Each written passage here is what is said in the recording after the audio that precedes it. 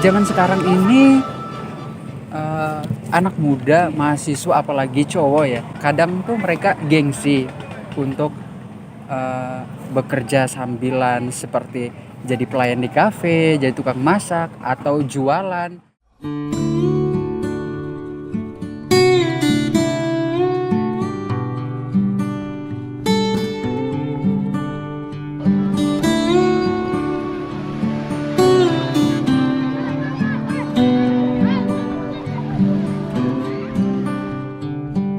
Hai, saya Yohanes Chrysostomus Retu, atau biasa disapa Jo, akrabnya.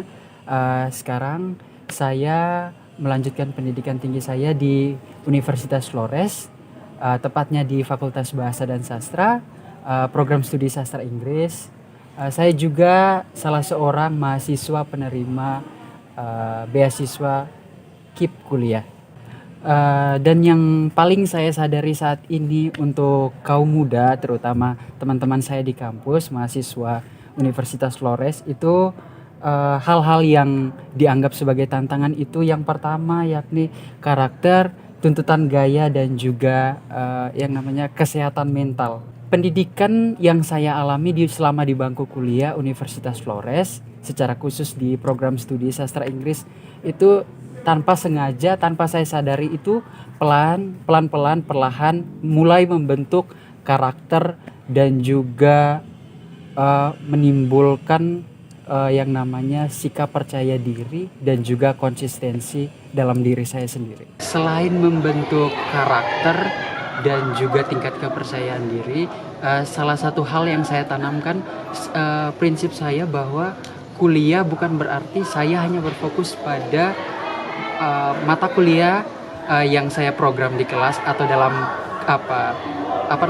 program semester saya, tapi saya juga selalu berusaha untuk aktif dalam kegiatan seperti kegiatan berorganisasi baik di tingkat prodi, fakultas, dan juga tingkat nasional. Berkaitan dengan kegiatan-kegiatan ekstra ini lebih berkaitan dengan kesehatan mental, karena setiap kegiatan-kegiatan ekstrakurikuler yang kita ikuti itu secara tidak sengaja dan secara mungkin tanpa kita sadari itu mulai perlahan mendidik dan mulai menumbuhkan mental yang kuat. Karena sejatinya tuh kadang mahasiswa lebih berfokus untuk mengejar indeks prestasi kumulatif atau yang biasa disebut dengan IPK, namun mereka juga kadang lupa bahwa kuliah tidak hanya sekedar mengejar IPK dan juga predikat cum laude, namun kita juga harus yang namanya membangun relasi dan juga komunikasi dalam lingkungan universitas, baik di tingkat prodi, fakultas, maupun dengan teman-teman dari universitas lainnya. Menurut saya, Joe anak yang bagus secara akademis. Saya kenal dia sejak masuk. Kebetulan selain sebagai pimpinan fakultas, saya juga menjadi dosen penasihat akademik. Secara akademis, Joe ini termasuk anak yang berprestasi. Dari semester ke semester, sejak semester awal dia kuliah di prodi sastra Inggris, Joe selalu mendapatkan nilai yang baik. IPK-nya selalu di atas rata-rata dan secara pribadi saya bangga dengan dia. Dan yang lebih membanggakan, selain Joe itu belajar banyak tentang kesusastraan, ilmu bahasa di Fakultas Bahasa dan Sastra, Joe itu juga banyak kali mengambil kesempatan untuk mengasah soft skill-nya. Dia aktif sekali di organisasi, kemudian banyak kali terlibat dalam kegiatan-kegiatan universitas, kegiatan kemahasiswaan, dan berprestasi. Itu yang sangat membanggakan bagi kami. Dan saya berpikir bahwa Joe dapat menjadi contoh yang baik, teladan yang baik, dan bisa menjadi motivasi bagi mahasiswa lain untuk berkarya terus selama duduk di perkuliahan. Karena dengan selain hard skills, kemampuan-kemampuan soft skills itu diasah, maka mereka akan menjadi tenaga-tenaga siap pakai di lapangan kerja nantinya. Sukses selalu untuk Joe. Keep moving, keep shining. God bless you.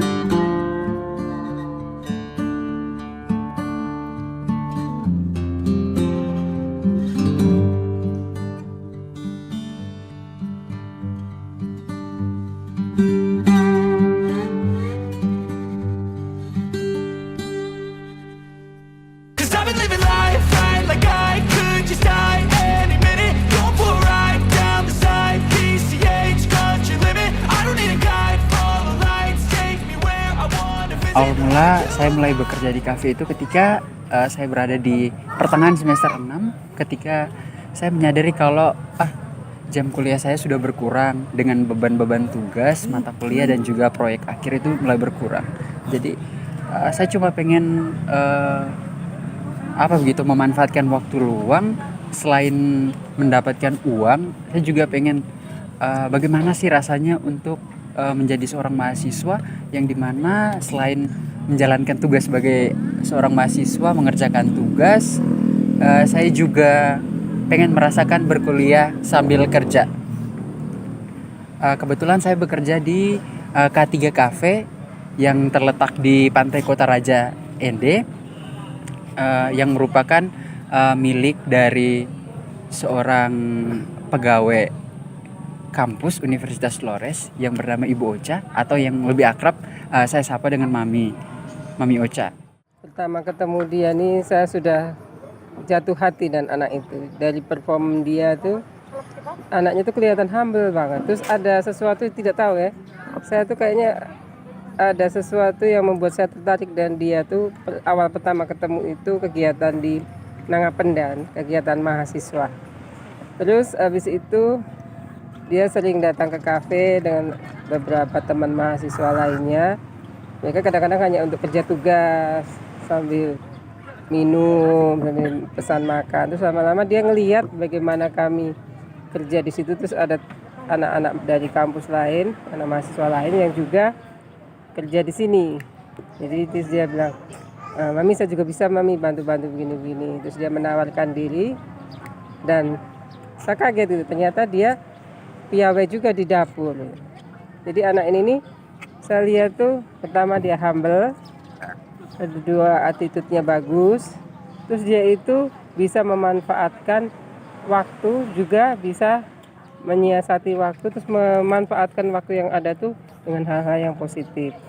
Ketika dia bergabung di K3 Cafe ini nih, saya lihat dia sambil bawa dia punya laptop, dia punya alat-alat belajarnya dia.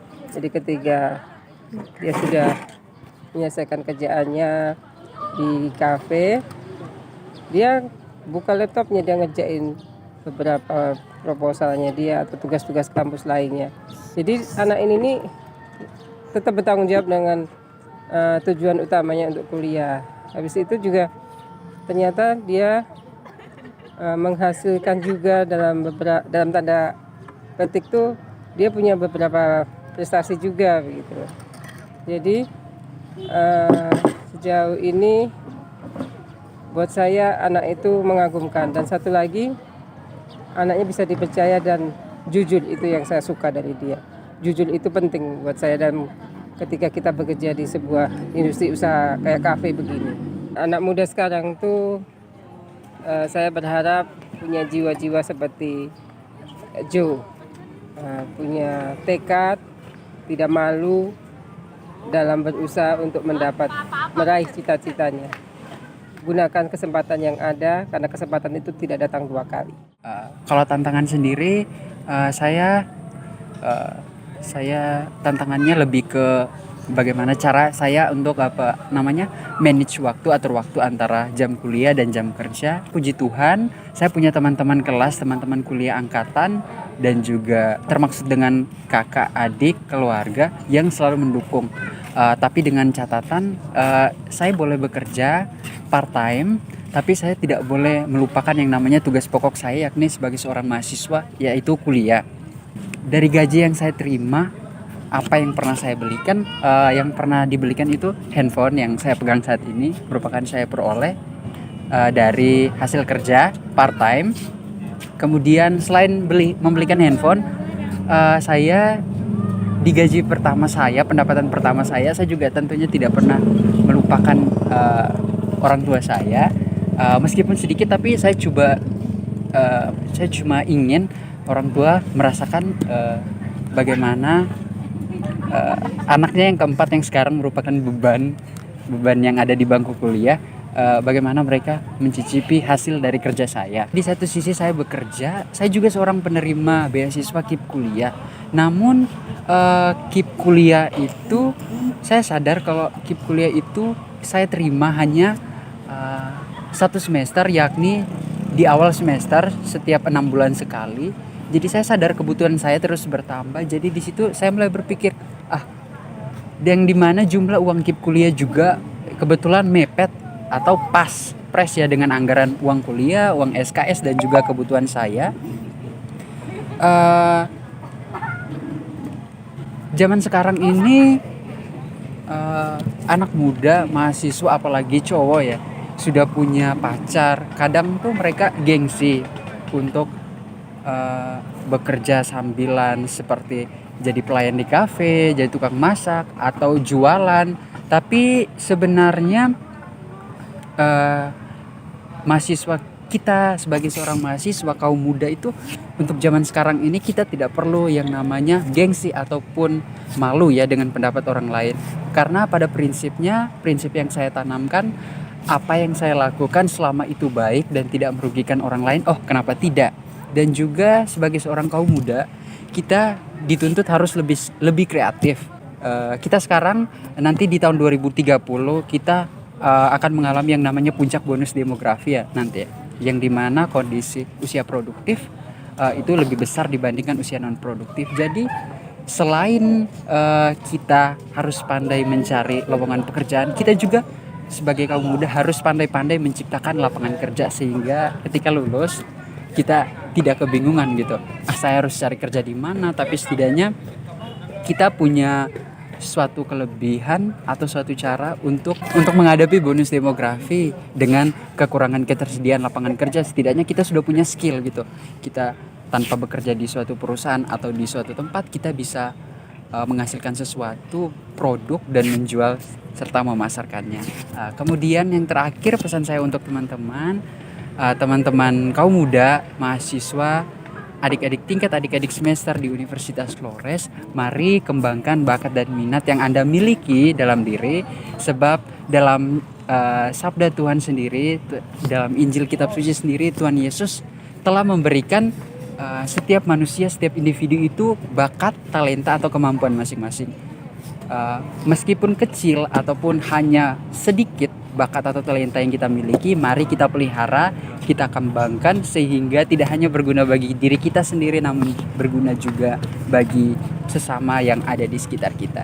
Seperti yel-yel yang sering kami gunakan di Fakultas Bahasa dan Sastra, program studi sastra Inggris yang berbunyi Be the Falcons and Fly the Highest, yang mana artinya jadilah seperti elang dan terbanglah tinggi.